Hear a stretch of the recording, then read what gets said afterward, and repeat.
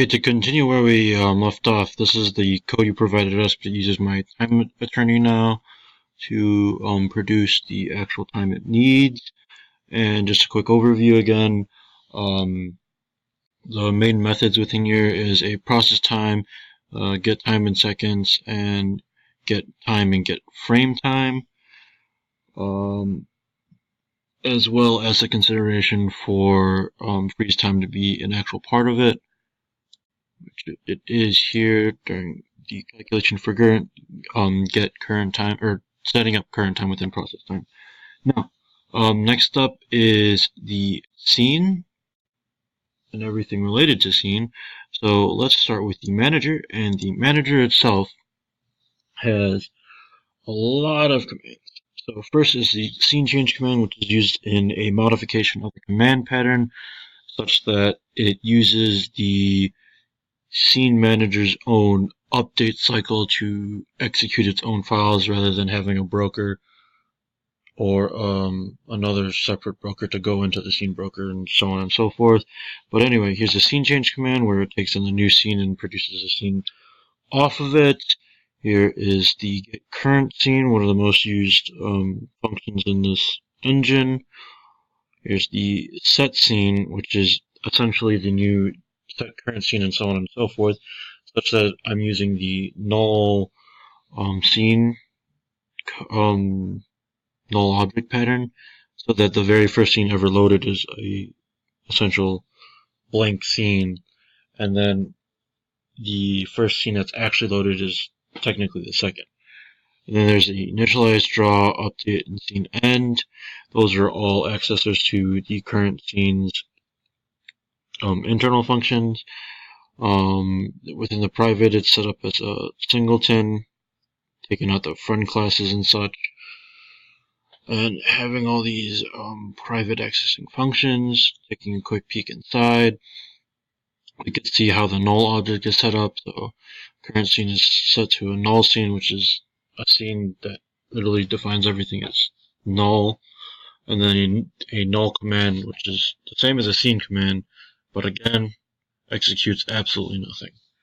And then setting the current to null, and that's such that during the update it'll continuously fire off a null command, which does nothing until the user inputs something either within load content or within, let's say, an input to create a new private scene and send it into the actual, not send it into anywhere actually, it's just straight up executed within the update of this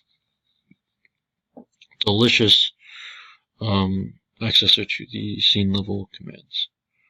And then of course the delete current scene and PNL. The actual commands themselves we could take a peek into. So within change there's this,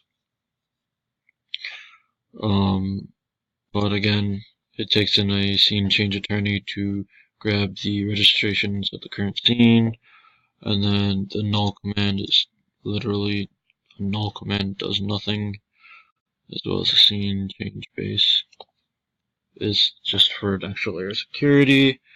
And then on top of that there is the actual broker, which essentially is in charge of registration or registering everything. And I was testing some code out earlier here, so don't mind the counted out code.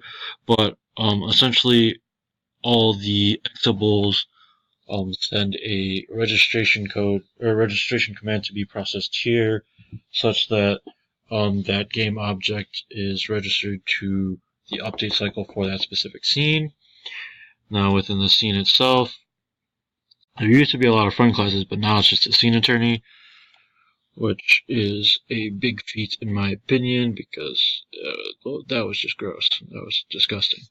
But yeah, essentially there's the big four, and then there is these here, which are the overloaded functions for the user.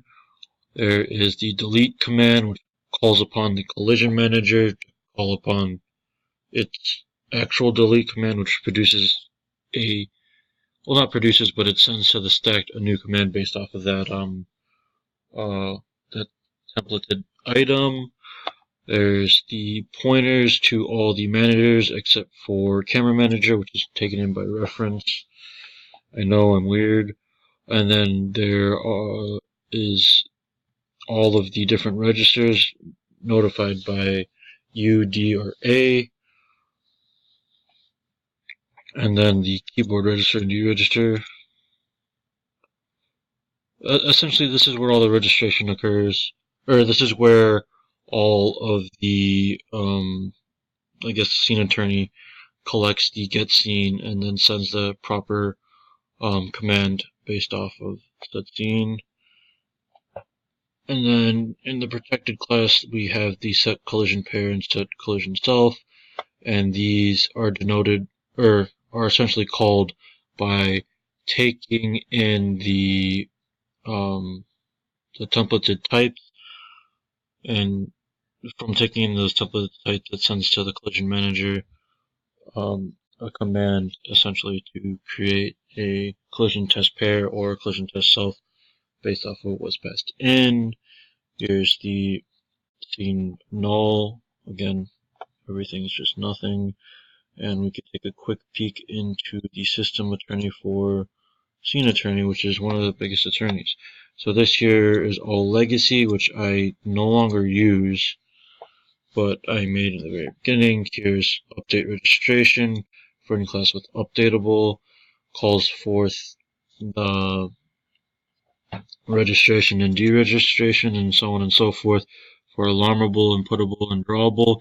Drawable is slightly different, as it also now handles, or I combined it to also handle the sprite code, or at least the 2D. So those are denoted by register 2D and deregister 2D.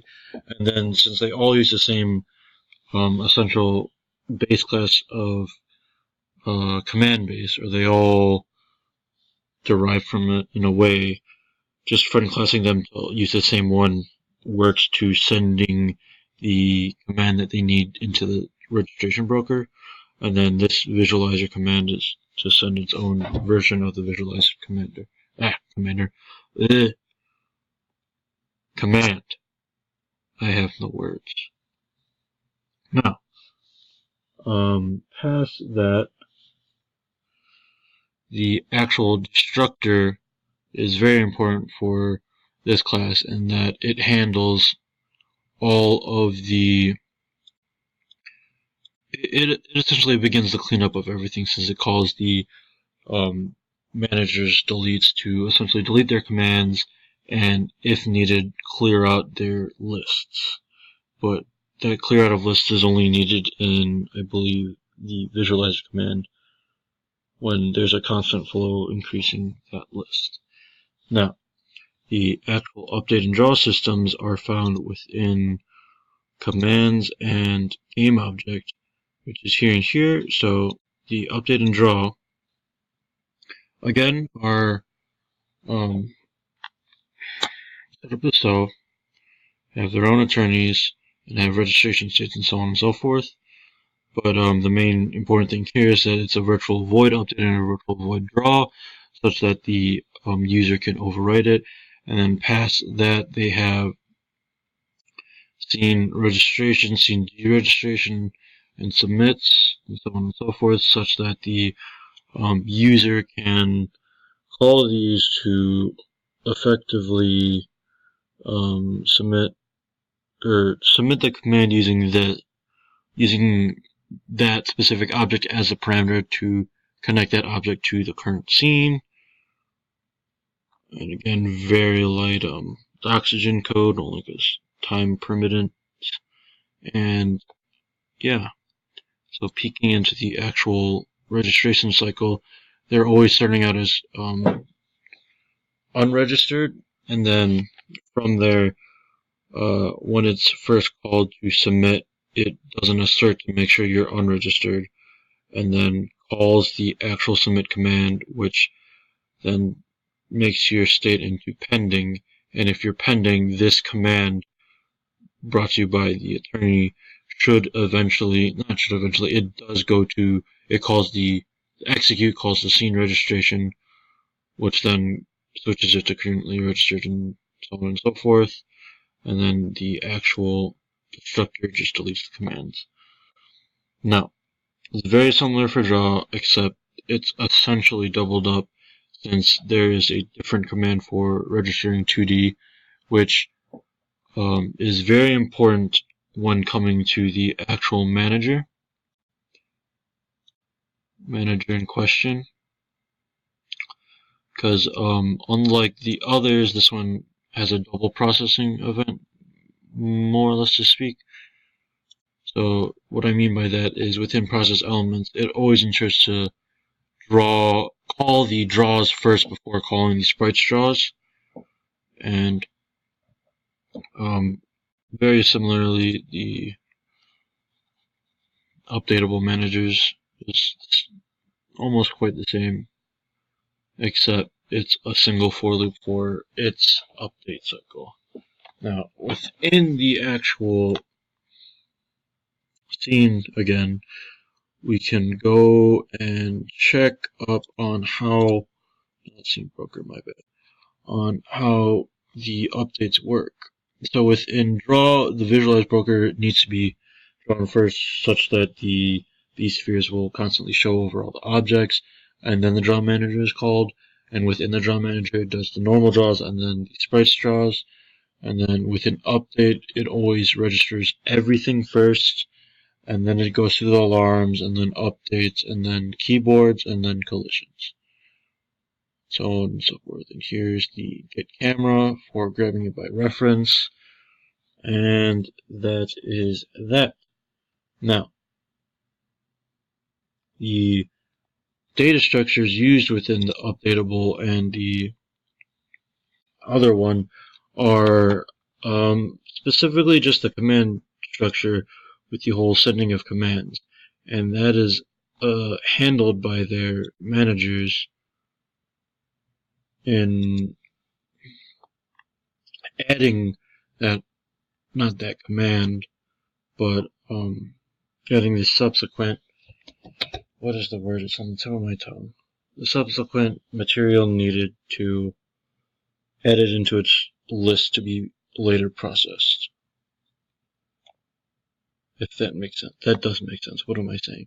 And again, there's two different ones for draw, and then there's two different ones for update. Or not two different, there's one single one for update. Now, their attorneys are quite extravagant. Not as big as scenes, but nonetheless fairly large. And that there's divided by registration and game loop. Game loop calls that specific drawable or exables draw or update, and registration is split up between 2D and regular. But for the alarmable, it's condensed down into just a single registration group, which allows for better connection with the commands. Now, what is next? Let's see. So, past that, the main operations of this not manager, but the main operations of these are essentially to allow the game loop to flow, meaning the update and the draw are constantly being updated and drawn. And that's quite different than what we have with, let's say, inputtables or collidables. These are meant to be constants that for the game objects and the users to change to create a game and so on and so forth. But yeah, so next on the actual list is alarmables. Alarmable is quite interesting in that it uses a slightly different way of adding everything together, or at least registering things. And what I mean by that is it uses the worst thing ever invented, but still highly used anyway, which is called the switch statement. So kill me now, and I'll join you next time to go over more in this lovely code.